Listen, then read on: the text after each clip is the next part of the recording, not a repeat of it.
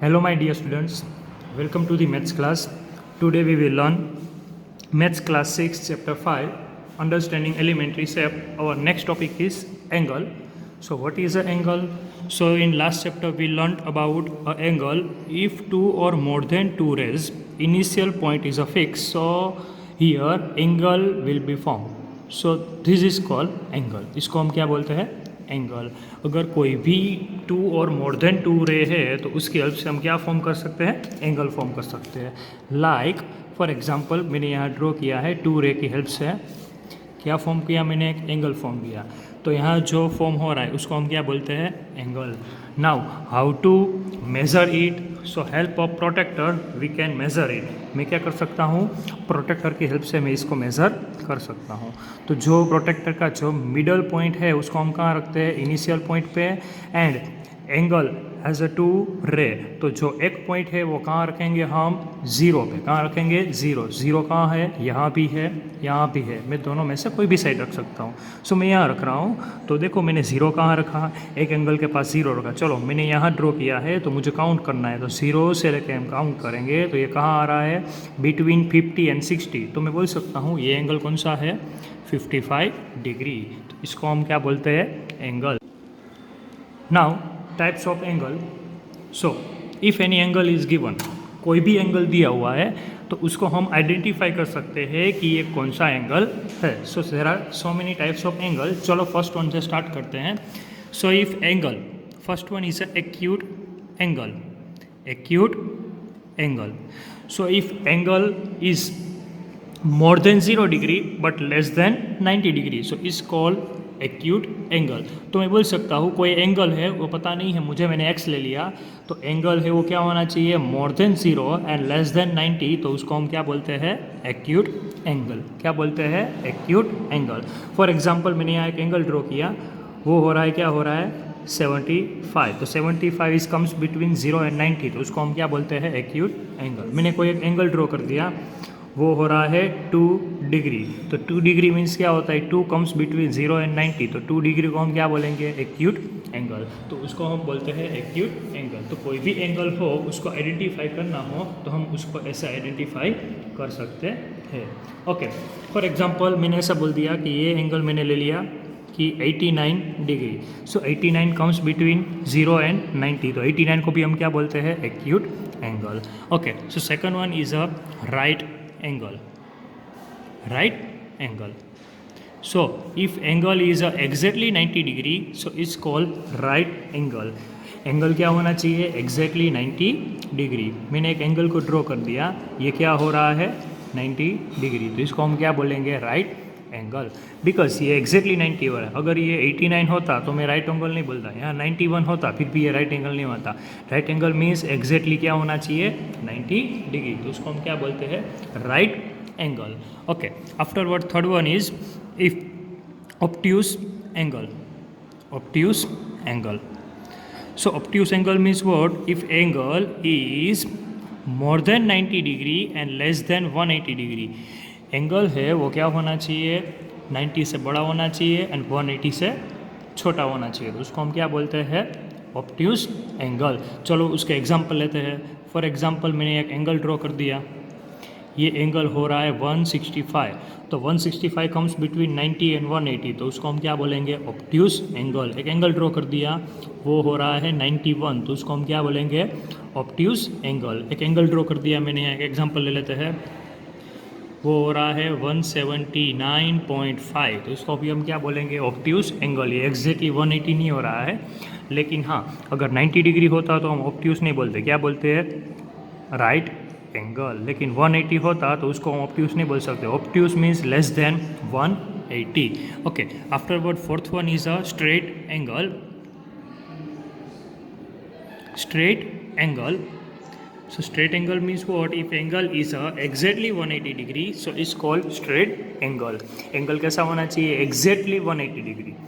179 भी नहीं चलेगा, 181 भी नहीं चलेगा, exactly क्या होना चाहिए? 180 degree. So it's called straight angle. उसको हम क्या बोलते हैं? straight angle. So how to form straight angle? straight angle कैसे फॉर्म होगा?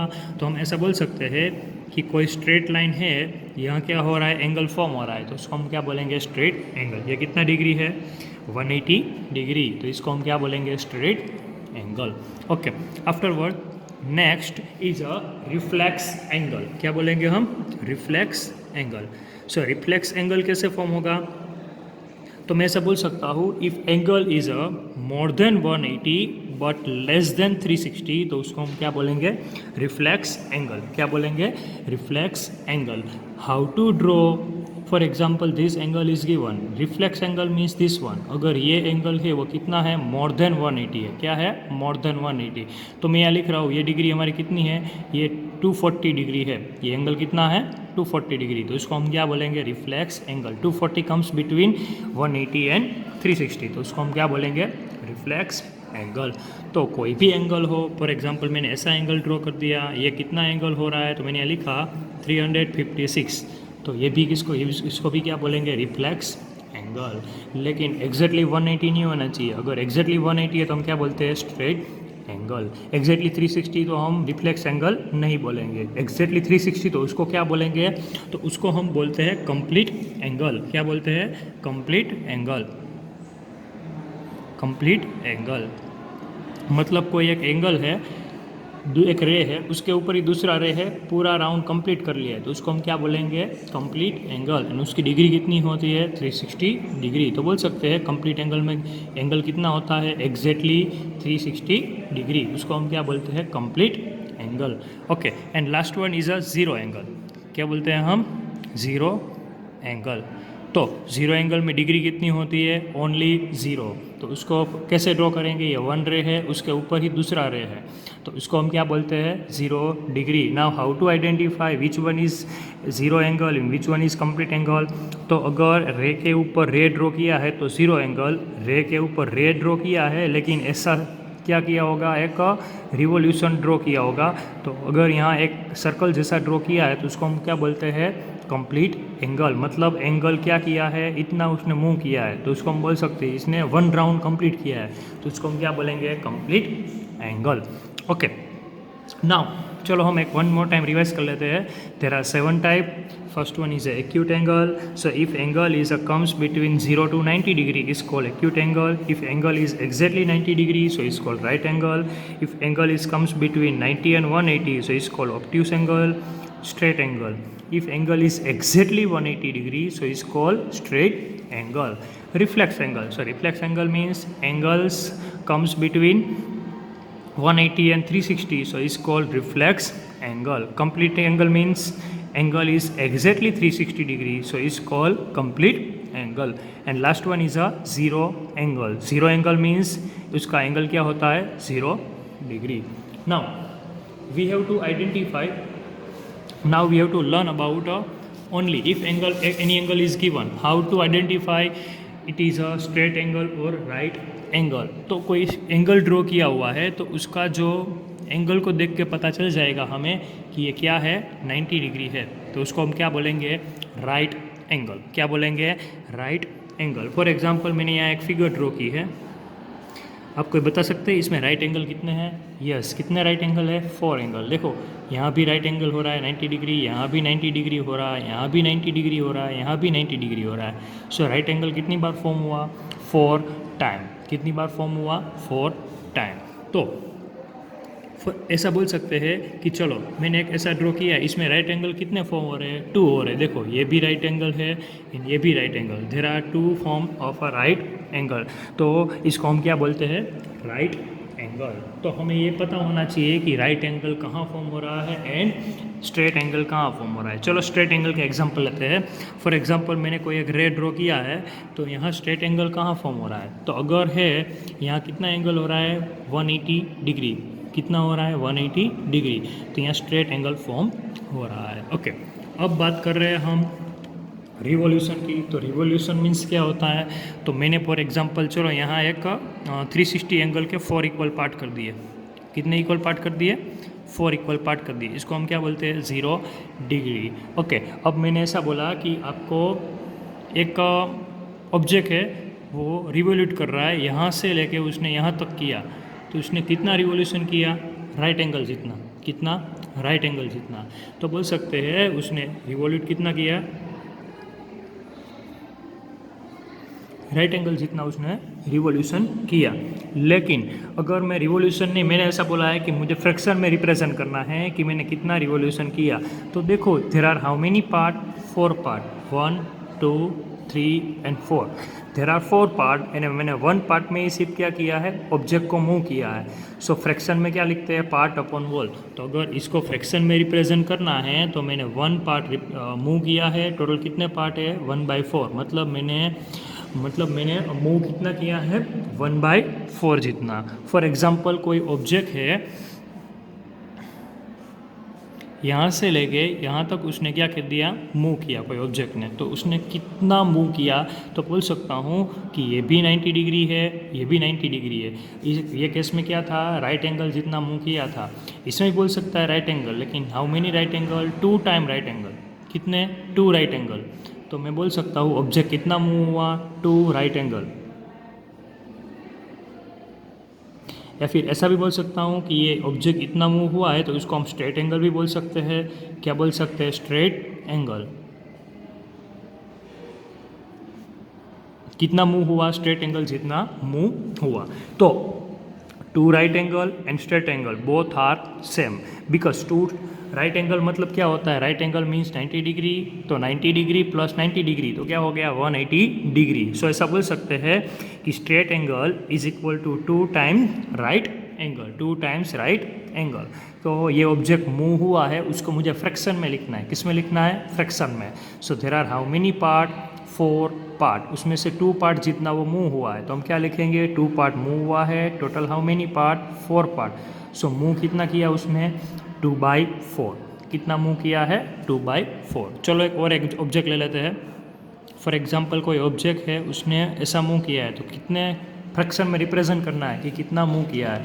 सो टोटल 3 पार्ट में मूव किया है, लेकिन टोटल हाउ मेनी पार्ट, 4। तो लिख सकते हैं कि 3/4 जितना क्या किया है, ऑब्जेक्ट ने मूव किया है। तो ऐसे ही हम क्या लिख सकते हैं, उसका आंसर लिख सकते हैं। लेकिन यही क्वेश्चन में मैंने आपको ये पूछा कि हाउ मेनी राइट एंगल, तो लिख सकते हैं कितने राइट एंगल में उसने मूव किया, 1 2 3। सो 3 राइट एंगल में उसने मूव किया, तो लिख सकते हैं 3 राइट एंगल, 3 राइट एंगल। ऐसे हम एग्जाम्पल दे सकते हैं। तो कोई भी क्वेश्चन हो, हमें सिर्फ यही देखना है कि वो रिवॉल्यूशन कर रहा है तो कौन से फ्रैक्शन में करना है। अगर फ्रैक्शन पूछा है तो पहले तो हम क्या करेंगे, इक्वल पार्ट करेंगे, आफ्टरवर्ड देखेंगे कितना मूव किया है। ओके, तो इससे हमें पता चल जाएगा कि उसने कितना मूव किया है। चलो एक एग्जाम्पल लेते हैं। For example my friend Nikhil, उसने मूव किया है his current position in north direction, और उसने मूव किया है वो साउथ में चला गया है। कहाँ चला गया है, साउथ में, लेकिन वो क्लॉकवाइज में चल रहा था। कहाँ चल रहा था, क्लॉकवाइज में। तो क्लॉकवाइज मतलब क्या होता है, वो यहाँ था। क्लॉकवाइज मतलब क्लॉक की डायरेक्शन क्या होती है, क्लॉक का सेकंड ऐसे रोटेट होता है, तो बोल सकता है क्लॉक डायरेक्ट मीन्स ऐसे। वो नॉर्थ में था एंड साउथ में चला गया, मतलब हम बोल सकते हैं कि उसने रिवॉल्यूट कितना किया, तो उसने बोल सकते हैं स्ट्रेट एंगल जितना किया। कितना किया, स्ट्रेट एंगल, मतलब क्या होता है 180 डिग्री। आप ऐसा भी बोल सकते हो कि उसने रोटेट कितना किया है, तो बोल सकते हैं 2 टाइम राइट एंगल जितना किया है। ऐसा भी बोल सकते हो हाफ जितना रिवॉल्यूशन किया है, बिकॉज टोटल कितना है 360, उसमें से हाफ मतलब 180। ऐसा भी बोल सकते हैं देयर आर 4 पार्ट और 2 पार्ट में उसने क्या किया है, रिवॉल्यूट किया है, तो बोल सकते हैं टोटल 4 पार्ट, उसमें से 2 पार्ट जितना किया है 2/4। 2/4 को मैं 1/2 भी लिख सकता हूँ, ऐसा भी हम लिख सकते हैं। तो 1/2 एंड 2/4 बोथ आर सेम। तो रिवॉल्यूशन में पता होना चाहिए कि हम क्लॉकवाइज किसको बोलते हैं एंड एंटी क्लॉकवाइज किसको बोलते हैं। तो क्लॉकवाइज मतलब क्या होता है, तो मैं ऐसा यहाँ लिख देता हूँ कि क्लॉकवाइज, तो क्लॉकवाइज मतलब क्या होता है, क्लॉक कौन सी डायरेक्शन में फरती है, रोटेट होती है ऐसे, तो इसको हम क्या बोलते हैं, क्लॉकवाइज। लेकिन एंटी क्लॉकवाइज की बात करें तो एंटी क्लॉकवाइज मतलब इसकी ऑपोजिट डायरेक्शन। तो क्लॉक है वो कौन से डायरेक्शन में नहीं होती है, तो क्लॉक की डायरेक्शन ऐसे नहीं होती, मतलब सेकंड हैंड ऐसे रोटेट नहीं होता है, तो ऐसे बोल सकते हैं कि इसको क्या बोलेंगे हम, एंटी क्लॉकवाइज। क्लॉकवाइज मतलब सेकंड हैंड जो जैसे मूव होती है उसको हम बोलते हैं क्लॉकवाइज, एंड जो रोड अपोजिट होता है उसको हम क्या बोलते हैं, एंटी क्लॉकवाइज। तो ऐसे ही हमें क्या करना है, सॉल्यूशन करना है। चलो हमारी जो नेक्स्ट एक्सरसाइज है 5.2 वो हम देखते हैं। सो इन 5.2 first question is what fraction of clockwise revolution does the overhand of the clock turn through when it goes from, first question is 3 to 9। एक ओवरहैंड है वो 3 पे था, कहाँ था, 3 पे, वो कहाँ चला गया, वो 9 पे चला गया। और ऐसा लिखा है क्लॉकवाइज, मतलब वो 3 पे था एंड ऐसे क्लॉकवाइज में वो रोटेट होकर कहाँ चला गया है, 9 पे चला गया है। तो मुझे व्हाट फ्रैक्शन कितना उसने रिप्रेजेंट किया, तो यहाँ अगर मुझे 4 पार्ट बनाने होते तो मैं 4 पार्ट भी बना सकता हूँ, अगर 2 पार्ट रखने हैं तो 2 पार्ट भी रख सकता हूँ। तो इसमें बोल सकते हैं देयर आर 2 पार्ट, मुझे कितने पार्ट मिले, 2। इसने कितना रोटेट किया है, 180 डिग्री जितना। 180 मतलब हाफ बोलते हैं बिकॉज पूरा कितना होता है, 360 डिग्री। तो उसने मतलब बोल सकते हैं रिवोल्यूशन कितना किया है, 1 हाफ। तो फर्स्ट वन का आंसर क्या हो जाएगा हमारा, 1 half. Okay, same like in a second question कि 4 to 7 वो कहाँ था, 4 पे था एंड कहाँ चला गया है, 7 पे। तो उसने कितना रिवॉल्यूशन किया होगा क्लॉकवाइज में, मतलब वो ऐसे हुआ है। तो इसमें ऐसे ही पता चल जाएगा 1/4, लेकिन 1/4 नहीं पता चला है। तो पहले मैं इसके क्या कर रहा हूँ, 4 इक्वल पार्ट कर रहा हूँ। तो मैं अपोजिट जो हमारे एंगल है, मतलब जो हमारा ओवरहेड था उसको एक्सटेंड कर दिया। There are how many part, 4 part. वो 4 में से 7 के पास पहुंचा है, 4 to 7 मतलब उसने there are 4 part and 1 part में वो ऑब्जेक्ट क्या हुआ है, मतलब ओवरहैंड क्या हुआ है, मूव। सो 1/4, तो 1/4 जितना क्या हो गया हमारा फ्रैक्शन, तो वो क्या हो गया हमारा answer. Same in a second one, हमारा ओवरहैंड कहाँ था, 7 के पास था एंड कहाँ चला गया है, 10 के पास। तो कितना रिवॉल्यूशन किया है, मतलब फ्रैक्शन में लिखना है, तो लाइन को मैं पहले एक्सटेंड कर देता हूँ। चलो, देयर आर 4 पार्ट एंड 7 से 10 के पास गया है, तो मैं बोल सकता हूँ 7 पे था एंड 10 पे चला गया है। तो बोल सकते हैं 1/4 जितना क्या किया है उसने रिवॉल्यूशन किया है, कितना, 1/4। Same next one is 12 to 9। 12 के पास था एंड 9 के पास चला गया है। 12 के पास था एंड कहाँ चला गया है, 9 के पास। ओके, तो 12 के पास था क्लॉकवाइज एंड कहाँ गया है, 9 के पास। तो कितना रिवॉल्यूशन किया है, तो पहले 4 इक्वल पार्ट कर देते हैं, तो हम इजीली उसको समझ सकते हैं। चलो, 4 इक्वल पार्ट, 1 2 3, 3 पार्ट में क्या किया है, वो रोटेट हुआ है। देखो ऐसे ऐसे ऐसे वो घूमा है, तो बोल सकते हैं कि 3 पार्ट टोटल कितने थे, 4 में से 3 पार्ट में वो ऑब्जेक्ट क्या हुआ है, हमारा ओवरहैंड वो घूमा है। तो बोल सकते हैं 3/4 क्या हो गया हमारा आंसर, वो क्या हो गया फ्रैक्शन। तो कोई भी क्वेश्चन हम देख के भी बता सकते हैं। देखो नेक्स्ट क्वेश्चन क्या है, 1 to 10। 1 के पास था, 10 के पास चला गया। तो पहले कहाँ था वो, 1 के पास, चला गया है 10 के पास। तो ऐसे रोटेट हुआ, तो ऐसे रोटेट हुआ, तो इसको हम बोलेंगे रिवॉल्यूशन इतना हुआ है, तो हम बोल सकते हैं कितना हुआ, 3/4 जितना। कितना हुआ, 3/4। देखो ये 1 पार्ट है तो ये 3/4 ही होगा। नहीं समझ में आ रहा है तो हम क्या करेंगे, इसको थोड़ा एक्सटेंड कर देते हैं। कितने इक्वल पार्ट हो गए, 4 इक्वल पार्ट। 3 पार्ट में वो मूव हुआ है, तो क्या लिख सकते हैं हम, 3/4। क्या लिखेंगे, 3/4। ओके, सेम नेक्स्ट वन कि 6 to 3। 6 के पास था, 3 के पास चला गया। तो पहले हम 6 के पास लाइन ड्रॉ कर देते हैं, आफ्टरवर्ड 3 के पास कर देते हैं। मतलब 6 के पास था, कहाँ चला गया है, 3 के पास। तो 3/4। देखो 3 भी जितना पार्ट कवर किया है, आंसर क्या होगा हमारा 3/4। तो ये क्या हो गया हमारा आंसर। एक्चुअली ये फिगर है, वो क्वेश्चन है, वो एग्जाम में नहीं होगी। आपको क्या करना है, रफली ड्रॉ करके आंसर लिखना है। Okay, afterward next one is where will be hour of a clock stop. जो ओवरहैंड है उसका जो ओवरहैंड का जो हमारे पास जो नीडल है वो कहाँ स्टॉप होगी, स्टार्ट एट 12। कहाँ पे स्टार्ट थी, मतलब स्टार्ट कहाँ से हुआ है, 12 से स्टार्ट हुआ है and make half revolution. Half मतलब बोल सकते हैं कि अपोजिट डायरेक्शन। तो 12 के पास था एंड हाफ मतलब सामने चला गया है। तो हाफ मतलब सामने चला गया है, तो 12 के पास था तो कहाँ चला जाएगा, 6 के पास। तो स्टार्ट 12 के पास हुआ है एंड हाफ रिवॉल्यूशन हुआ है, तो इसको हम क्या बोलते हैं, हाफ रिवॉल्यूशन। तो हाफ रिवॉल्यूशन है तो स्टॉप कहाँ होगा, 6 पे, तो आंसर होगा 6 o'clock। आंसर क्या होगा, 6 o'clock। एंड लिखा हो रिवॉल्यूशन क्लॉकवाइज, क्लॉकवाइज मतलब क्या होता है, ऐसे ही होता है, ऐसे जो क्लॉक जो डायरेक्शन में होती है वो। After next one is a start at 2, start कहाँ से हो रहा है, 2 से। इन हाफ रिवॉल्यूशन, तो हाफ मतलब अपोजिट साइड, तो हाफ मतलब क्या हो गया, 2 का अपोजिट 8, तो ये क्या हो गया, हाफ। तो हाफ को क्या बोलेंगे, 2 पे स्टार्ट हुआ है तो एंड कहाँ पे होगा, 8। तो सेकंड वन आंसर क्या हो गया हमारा, 8 o'clock। Second one answer 8 o'clock। Third one start at 5, कहाँ से स्टार्ट हुआ है, 5 पे। And make 1/4 of revolution clockwise, तो 1/4 तो पता नहीं है, तो उसके लिए मैं क्या करूँगा, 4 इक्वल पार्ट करूँगा। क्या करूँगा, 4 इक्वल पार्ट। चलो पहले इसको एक्सटेंड कर देते हैं, एंड इसको भी एक्सटेंड करने के लिए मुझे और लाइन ड्रॉ करनी पड़ेगी। देखो पहले मैंने क्या कर दिया, 4 इक्वल पार्ट कर दिए। 5 से स्टार्ट करना है एंड 1/4, तो 1/4 मतलब there are 4 part and 1 part में ही मूव करना है। कितना, सिर्फ 1 पार्ट में ही मूव करना है क्लॉकवाइज में। क्लॉकवाइज मतलब लाइक दिस, क्लॉक जो डायरेक्शन में घूमती है वो। तो 4 पे था एंड स्टॉप कहाँ पे हो जाएगा, 8 पे, क्योंकि मुझे 1/4 करना है। तो आंसर क्या होगा, 8 o'clock। तो ये क्या हो गया हमारा आंसर। क्वेश्चन में ये पता होना चाहिए कि क्लॉकवाइज लिखा है या एंटी क्लॉकवाइज। सेम ये क्वेश्चन में एंटी क्लॉकवाइज होता 1/4, तो आंसर क्या आता हमारा 2। अगर यहाँ एंटी क्लॉकवाइज लिखा होता तो, क्योंकि यहाँ से 1/4 करेंगे तो एंटी क्लॉकवाइज में आंसर क्या आएगा हमारा 2। तो ऐसे ही हमें सारे क्वेश्चन सॉल्व करने हैं। Afterward our question number 3, which direction will you face if you start of facing.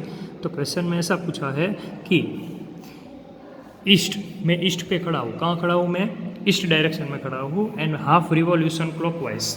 तो ये तो क्लॉक है, चलो मैं यहाँ एक डायरेक्शन ड्रॉ कर देता हूँ, north, east, west and south.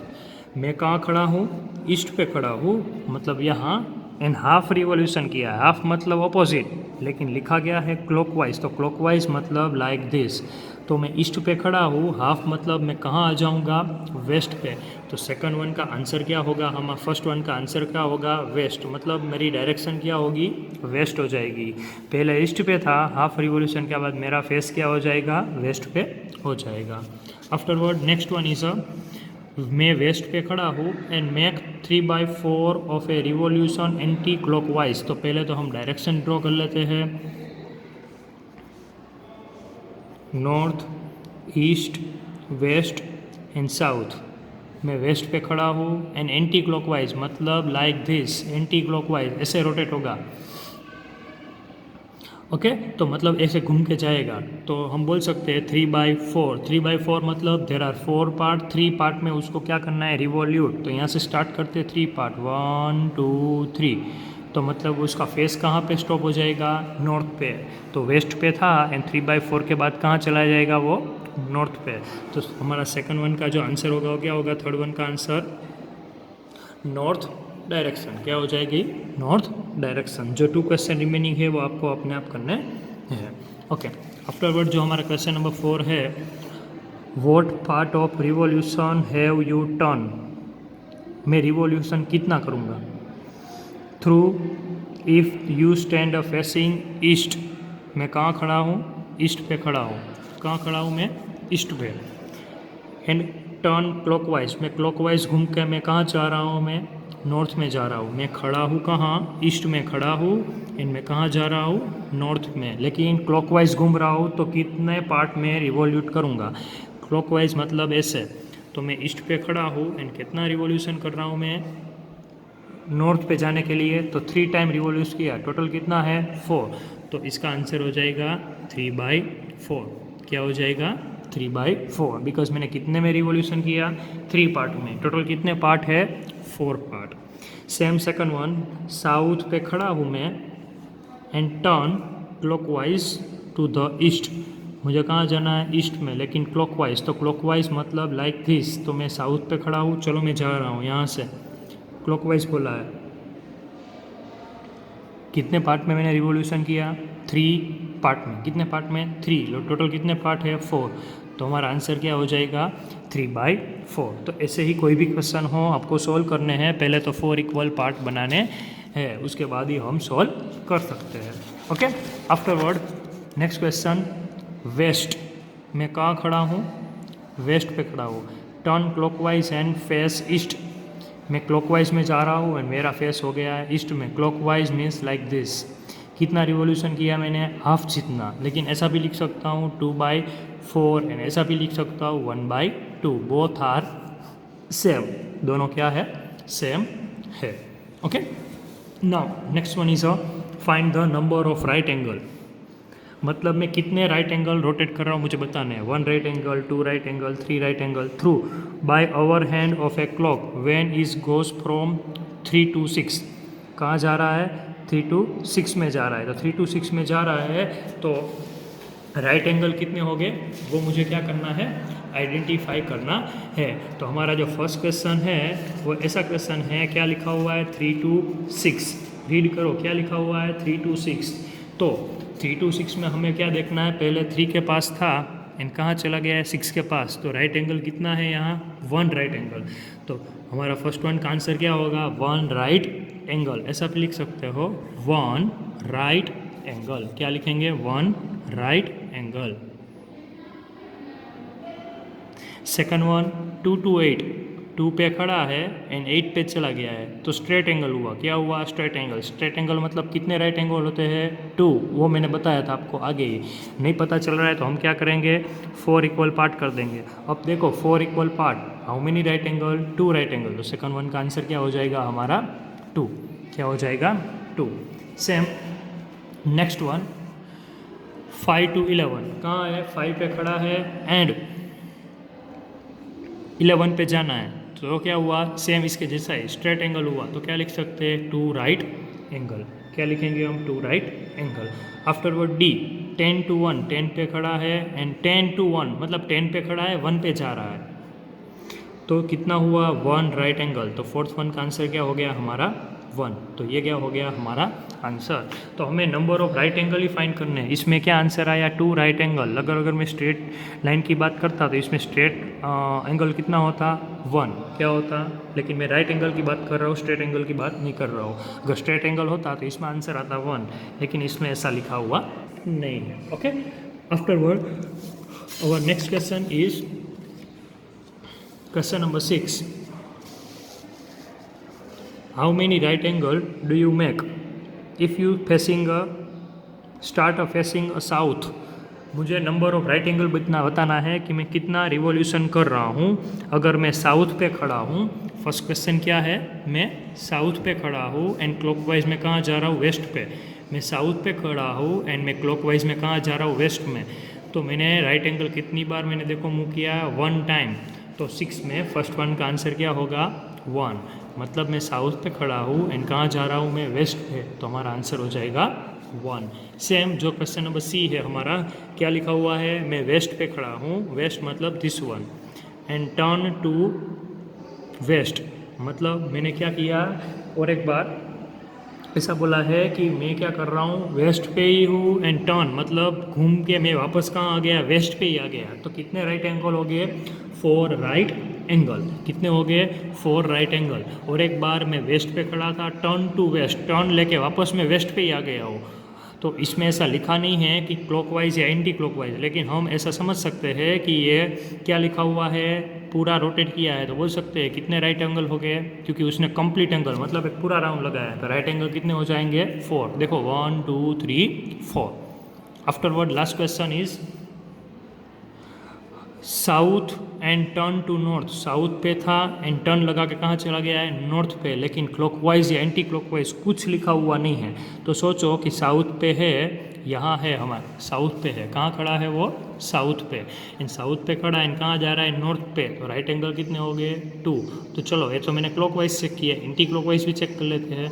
तो दोनों में अगर साउथ पे खड़ा है एंड नॉर्थ पे जा रहा है कोई भी डायरेक्शन लेके, या क्लॉकवाइज या एंटी क्लॉकवाइज, दोनों में राइट एंगल कितने आएंगे 2 ही आएंगे, कितने आएंगे 2। लेकिन हाँ इसमें ऐसा लिखा हुआ नहीं है क्लॉकवाइज या एंटी क्लॉकवाइज, तो आपको देखना है तो इसमें नहीं लिखा हुआ है, तो मैंने दोनों चेक किया, दोनों में क्या आ रहा है, सेम आ रहा है। तो क्लॉकवाइज हो या एंटी क्लॉकवाइज, दोनों में आंसर क्या आएगा, सेम ही आएगा। Okay, now afterward our next question and last one is where will the hour hand of a clock stop. Hour hand कहाँ स्टॉप होगा, if it start from 6। Hour हम start कहाँ से हो रहा है, 6 से स्टार्ट हो रहा है। तो पहले देख लेते हैं 6 कहाँ है, 6 से स्टार्ट हो रहा है। Turn through one right angle, कहाँ हो रहा है, वन राइट एंगल हो रहा है। क्या हो रहा है, वन राइट एंगल। तो पहले तो हम क्या कर देते हैं, इसके सारे एंगल फॉर्म कर लेते हैं। कितने एंगल फॉर्म हो सकते हैं, देखो 6 पे स्टार्ट हो रहा है, तो मैंने एक एरो तो ड्रॉ कर दिया उसके ऑपोजिट में, एंड लाइक दिस मैंने 4 इक्वल पार्ट बना दिए। पहले तो आपको 4 इक्वल पार्ट बनाने हैं, चलो बना लिए। अब क्या लिखा हुआ है, turn through one right angle, from 6 से चालू किया है, तो वन राइट एंगल मतलब ये, तो कहाँ से वो एंड हो जाएगा, 9 पे। तो फर्स्ट वन आंसर हमारा क्या हो जाएगा, 9 o'clock। क्या हो जाएगा, 9 o'clock। सेकंड वन, फ्रॉम 8, कहाँ से स्टार्ट हो रहा है, 8 से स्टार्ट हो रहा है। Turn through 2 right angle, 2 right angle मतलब स्ट्रेट एंगल होता है, 2 राइट एंगल मतलब क्या होता है, स्ट्रेट एंगल। तो 8 का ऑपोजिट क्या है, 2। 8 का ऑपोजिट क्या है, 2। तो सेकंड वन का आंसर क्या मिल गया, 2 o'clock। क्या मिल गया, 2 o'clock। तो ऐसे ही डायरेक्ट, अदरवाइज ऐसा नहीं पता चल रहा है तो हम इसको क्या कर सकते हैं, 4 इक्वल पार्ट में उसको हम क्या करेंगे, हम उसको डिवाइड कर देंगे। क्या कर देंगे, डिवाइड। चलो ऐसे मैंने 4 इक्वल पार्ट कर दिए। अब देखो यहाँ से 2 इक्वल 2 राइट एंगल मतलब क्या हुआ, 2 o'clock। क्या हुआ, 2 o'clock। आफ्टरवर्ड नेक्स्ट, फ्रॉम 10 से स्टार्ट किया है, 3 राइट एंगल। और एक बार रीड कर लेते हैं, 10 से स्टार्ट किया है, कहाँ से स्टार्ट किया है, 10 से। इसमें देखो ऐसा बोला हुआ नहीं है क्लॉकवाइज या एंटी क्लॉकवाइज, लेकिन हम क्लॉक की बात कर रहे हैं तो इसमें हम क्या लेंगे, क्लॉकवाइज ही लेंगे। तो 10 o'clock में 3 राइट एंगल, लेकिन 3 राइट एंगल के लिए पहले हम राइट एंगल फॉर्म करने के लिए क्या कर लेते हैं, 4 इक्वल पार्ट कर देते हैं। चलो मैंने क्या कर दिया, 4 इक्वल पार्ट कर दिए। अब क्या करना है, 10 से स्टार्ट किया है, 3 पार्ट को कवर करना है, 1 2 3। तो वो ओवर हैंड कहाँ आ गया, 7 के ऊपर। तो बोल सकते हैं आंसर क्या हो जाएगा, 7 o'clock। क्या आंसर हो जाएगा, 7 o'clock। Okay, now last one, from 7 से स्टार्ट किया है and turn through 2 straight angle. उसने क्या कर दिया, 2 स्ट्रेट एंगल में उसने क्या किया है, रिवॉल्यूट किया है। किसको, 7 का जो ओवर हैंड है उसको। चलो पहले 7 के पास जाते हैं, स्ट्रेट एंगल की बात कर रहे हैं, राइट एंगल की बात नहीं कर रहे, तो मैं पहले एक स्ट्रेट एंगल ड्रॉ कर लेता हूँ। ये हो गया हमारा स्ट्रेट एंगल। चलो यहाँ से स्टार्ट करते हैं, 1 स्ट्रेट एंगल, यहाँ से दूसरा स्ट्रेट एंगल। तो 7 के पास था एंड वापस कहाँ आ गया, 7 के ऊपर। तो बोल सकते हैं कि आंसर क्या होगा, 7 o'clock। तो इसमें बोल सकते हैं मैं क्लॉकवाइज जाऊंगा या क्लॉकवाइज या एंटी क्लॉकवाइज। अगर मैं 2 स्ट्रेट एंगल जितना कवर करूंगा तो वापस कहाँ आ जाऊंगा, जो हमारा स्टार्टिंग पॉइंट था वहीं आ जाऊंगा। क्योंकि हम बोल सकते हैं कि ये क्या है, 360 डिग्री मतलब कंप्लीट एंगल है।